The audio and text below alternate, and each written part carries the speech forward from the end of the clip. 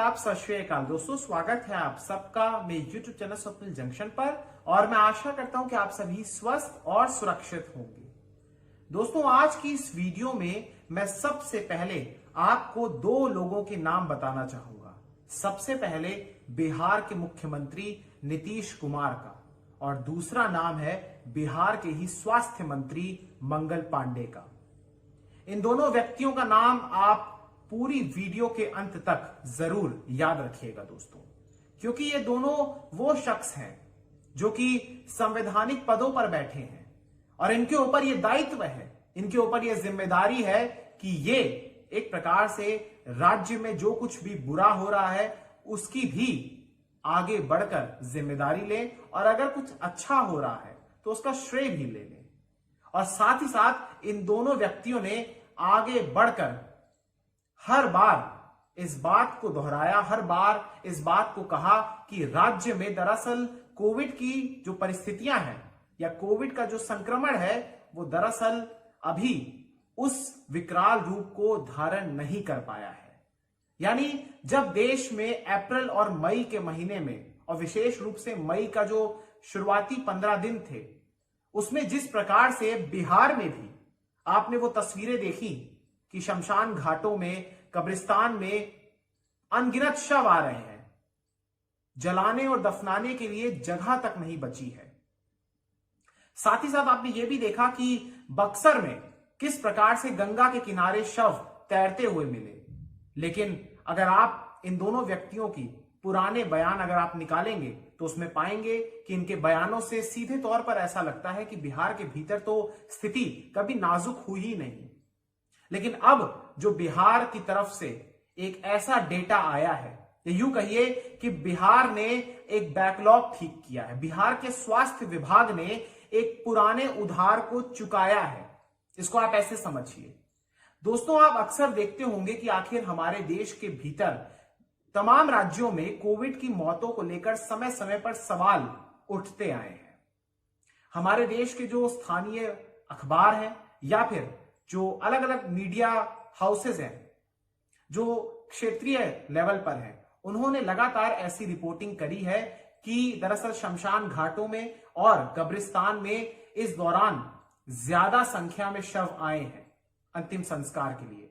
साथ ही साथ उन्होंने कमोबेश बहुत सारी जगह इस बात को प्रकाशित किया है कि दरअसल जिस संख्या को सरकारें बता रही हैं उसके अनुपात में डेथ सर्टिफिकेट्स यानी मृत्यु प्रमाण पत्र उसी अनुपात में जारी नहीं हो रहे हैं। यानी जितना संख्या एक प्रकार से कोविड की डेथ को लेकर जो सरकारी आंकड़ा कहता है वो डेथ सर्टिफिकेट्स यानी मृत्यु प्रमाण पत्र जब जारी किए जाते हैं वो उस संख्या के लिहाज से कई गुना ज्यादा है। लेकिन किसी भी सरकार ने इस बात को कभी माना नहीं।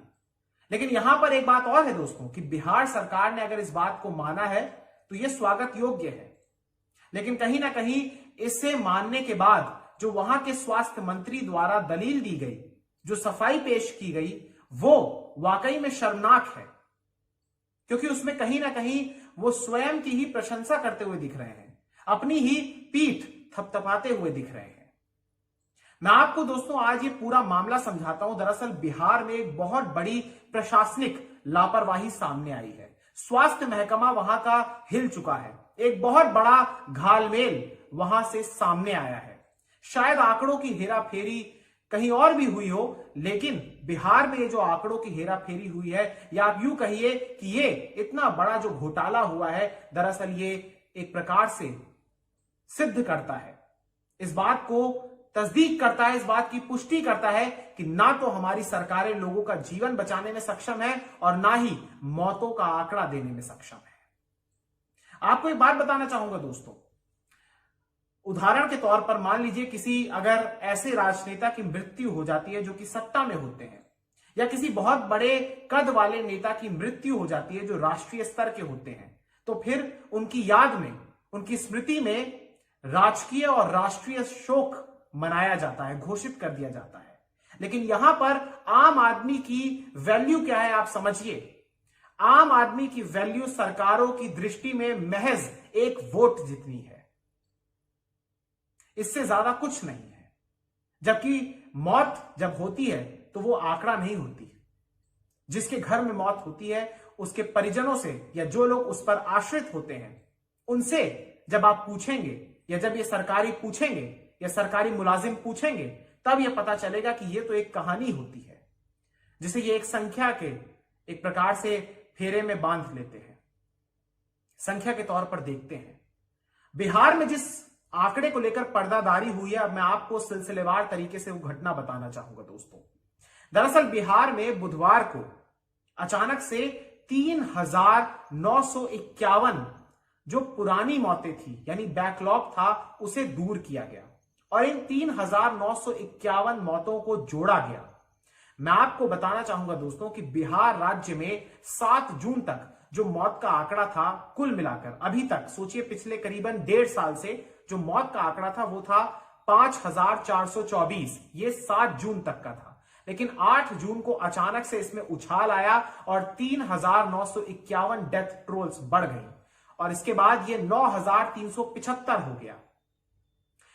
जिसके बाद एक प्रकार से जब 9 जून को देश के भी आंकड़े आए तो उसमें 94,000 के करीब बीते 24 घंटे में आंकड़े आए, लेकिन 6,148 मौतें रिपोर्ट की गई।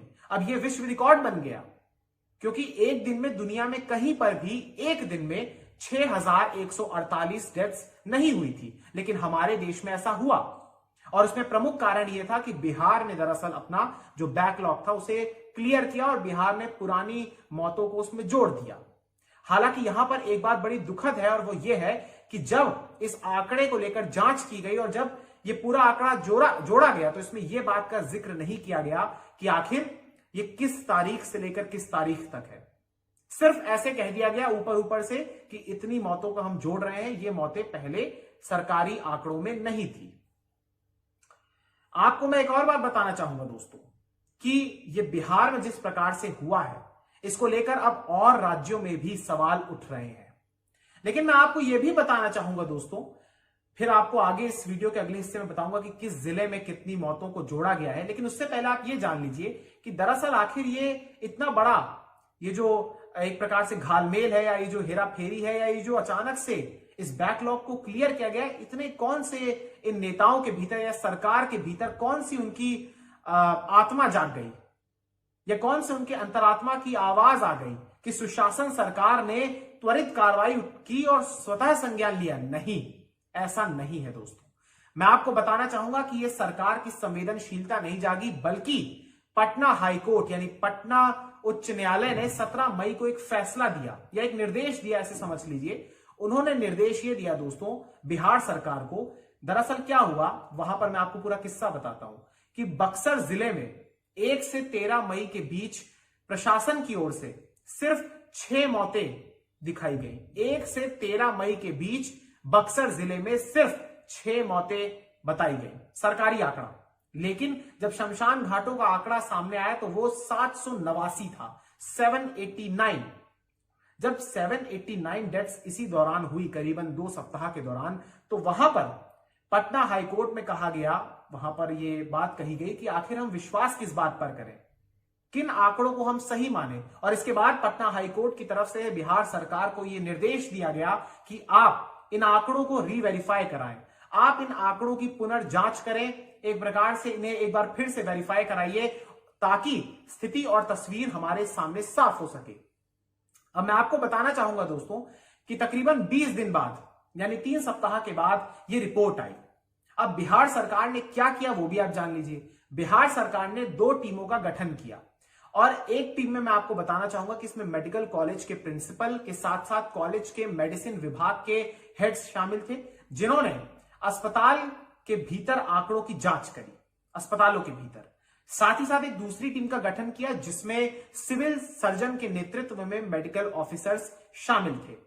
इस टीम ने दोस्तों क्या किया, इन्होंने ये चेक किया कि दरअसल किसी इलाके में या किसी और होम आइसोलेशन के दौरान या कोविड केयर सेंटर के दौरान या कोमॉर्बिडीज के बाद कितने लोगों की मौत हुई। तो ये जब 2 अलग अलग टीमें बनी, 2 तरह की टीमें बनी, इन लोगों ने जब 8 जून को माफ कीजिएगा, जब अपनी रिपोर्ट को सौंपा तो उसमें सिलसिलेवार तरीके से ये आंकड़े आए। अब इसको बताते वक्त दरअसल मैं आपको बताना चाहूंगा कि स्वास्थ्य विभाग के अपर मुख्य सचिव प्रत्यय अमृत प्रेस कॉन्फ्रेंस में उन्होंने ये बात कही और उन्होंने इस रिपोर्ट को सबके सामने रखा।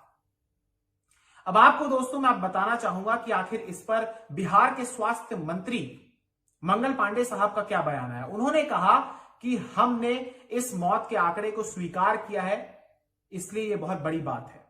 साथ ही साथ उन्होंने यह भी कहा कि महामारी चूंकि बढ़ी थी, बहुत बड़ी थी, और साथ ही साथ उस दौरान जो प्रशासन था, शासन था, वो लोगों की जान बचाने में व्यस्त था, इसलिए आंकड़ों में या आंकड़ों की गिनती करने में भूल हो गई। यानी उन्होंने एक बहुत ही साधारण से लहजे में इस बात को कह दिया और इस पर ढकते हुए, इसकी पर्दादारी करते हुए उन्होंने इस बात की भी घोषणा की कि बिहार सरकार अब जो तमाम मृतक हैं उनके आश्रितों को यानी उनके परिजनों को 4-4 लाख रुपए की सहायता राशि भी देगी। आप देख रहे हैं किस प्रकार से चल रहा है खेल। अपनी लापरवाही को छिपाने के लिए एक प्रकार से मुआवजे का ऐलान कर दिया जाता है। अब आपको मैं बताना चाहूंगा दोस्तों कि आखिर इस पूरे राज्य में, बिहार राज्य में कहां कहां पर कितनी मौतें हुई हैं, अलग अलग जिलों में कितनी मौतों को जोड़ा गया है। लेकिन उससे पहले एक बात जान लीजिए कि दरअसल ये जो मौतें हुई हैं, इसमें अब जिन लोगों को जोड़ा गया है, पुरानी मौतों को जिस नए आंकड़े में जोड़ा गया है, इसमें वो लोग शामिल है जिनकी मौत या तो कोविड केयर सेंटर में हुई है या फिर होम आइसोलेशन के दौरान हुई है। इसमें उन लोगों को जोड़ा गया है जिन लोगों की मौत अस्पताल ले जाते वक्त हुई है। इसमें उन लोगों को भी जोड़ा गया है जिनकी मृत्यु प्राइवेट अस्पतालों में भी हुई है। इसमें उन लोगों को भी जोड़ा गया है दोस्तों जिन्हें कोई पहले से ही कोमॉर्बिडीज थी, यानी एक समय पर बहुत सारी बीमारियों का होना। मसलन किसी को कोविड हुआ और उसको पहले से अगर डायबिटीज हो या उसको उसके भीतर ट्रांसप्लांट हुआ हो, तो अभी तक इन लोगों को इसमें जोड़ा नहीं जाता था। इसमें एक प्रकार से उन लोगों को भी जोड़ा गया है जिन लोगों को एक प्रकार से पहले जब उनको कोविड हुआ वो स्वस्थ हो गए, लेकिन पोस्ट कोविड उनकी मृत्यु हो गई। तो ये कुछ लोग हैं, ये कुछ कैटेगरीज हैं जिनको इसमें जोड़ा गया और इसकी संख्या 3951 है। अब आपको इस वीडियो के अगले हिस्से में बताऊंगा कि आखिर किस जिले में कितनी मौतों को जोड़ा गया है। तो दोस्तों अब आप सिलसिलेवार तरीके से समझिए और देखिए कि किस प्रकार से किस जिले में कितनी मौतों को जोड़ा गया है।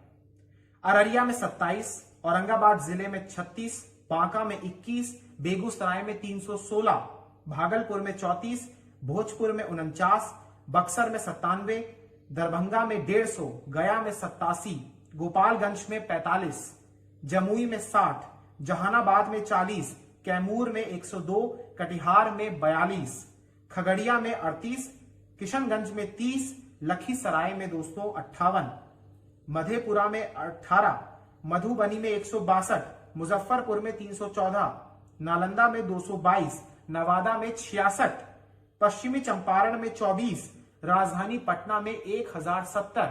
राजधानी पटना में सर्वाधिक मौतें हुई हैं दोस्तों, मैं आपको बताना चाहूंगा।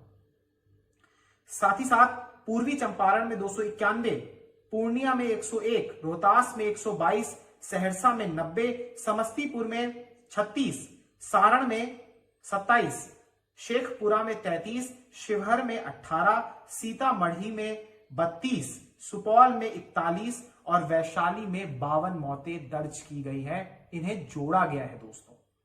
अब आप सोचिए कि आखिर जब इन लोगों को पहले एक प्रकार से जब जोड़ा नहीं गया था तो उन परिवारों पर क्या बीत रही होगी। कल्पना कीजिए आप उस दर्द को, उस कष्ट को सोचिए।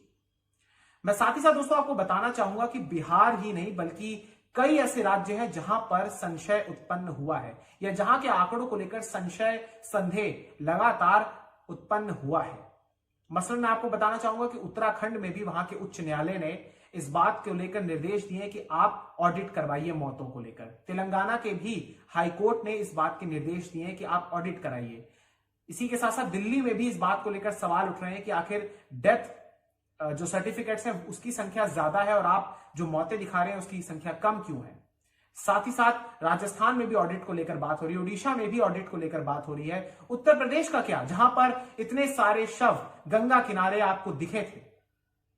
इसलिए अब बहुत सारे ऐसे राज्यों के ऊपर शक की सुई आ गई है, संदेह अब उन पर होता है, क्योंकि जहां बिहार ने कम से कम इस बात को स्वीकार किया वहीं अन्य राज्य इस दिशा में क्या कदम उठा रहे हैं, ये भी आने वाले दिनों में देखना होगा। दोस्तों, महाराष्ट्र में भी पिछले वर्ष जून 2020 के बाद से हर महीने एक ऑडिट होता है।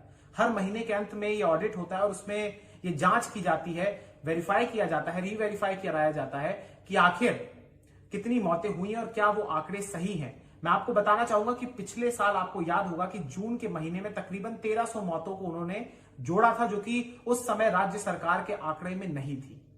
साथ ही साथ आपको मैं कुछ हालिया आंकड़े भी बताना चाहूंगा कि महाराष्ट्र में दोस्तों, अगर मैं आपको बताऊं तो गुरुवार को, यानी इसी गुरुवार को 1522 पुरानी मौतों को जोड़ा गया है, यानी इसमें भी बैकलॉग को दूर किया गया है। पिछले 24 दिनों के दौरान, पिछले सिर्फ 3 सप्ताह के दौरान, 24 दिनों के दौरान 11,617 पिछले पुरानी मौतों को जोड़ा गया है। तो ये जो तमाम चीजें हैं, महाराष्ट्र में भी ऐसा हो रहा है और सिर्फ 2 राज्यों ने ही अभी एक प्रकार से स्वीकार किया है। महाराष्ट्र करता आया है और बिहार ने अब स्वीकार किया है। हालांकि आपको महाराष्ट्र का भी मैं आपको बताना चाहूंगा कि महाराष्ट्र की तरफ से यह तर्क दिया गया, वहां के एक बड़े अधिकारी की तरफ से।